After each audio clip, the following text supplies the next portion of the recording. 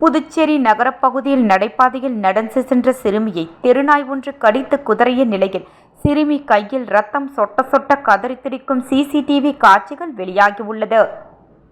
புதுச்சேரி வீதிகளில் இரவும் பகலும் கட்டுப்பாடின்றி அலைந்து திரியும் தெரு நாய்களின் எண்ணிக்கையும் அவற்றின் ஆபத்துக்களும் அபாயகரமான அளவில் அதிகரித்து உள்ளன.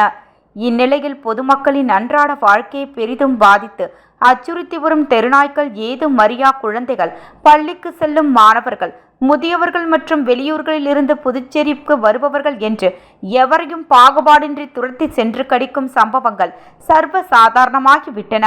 மேலும் இருசக்கர வாகன ஓட்டிகளை அச்சுறுத்தி அவர்களை விபத்துக்குள்ளாக்கும் கலவரங்களும் நாள்தோறும் அரங்கேறிக் கொண்டு இருக்கின்றன. சொறி பிடித்த வெறி பிடித்த நாய்களின் நடமாட்டம் சுகாதார சீர்கேட்டிற்கும் மன உளைச்சலுக்கும் காரணமாக அமைகிறது. இந்நிலையில் நேற்று நகரின் மையப்பகுதியான SP பட்டேல் சாலையில் நடைபாதையில் சென்ற ஒரு சிறுமியை தெருநாய் ஒன்று கடித்து குதறிய சம்பவம் அதிர்ச்சியை ஏற்படுத்தியுள்ளது. மேலும் இது தொடர்பான சிசிடிவி காட்சிகள் தற்போது வெளியாகியுள்ளது.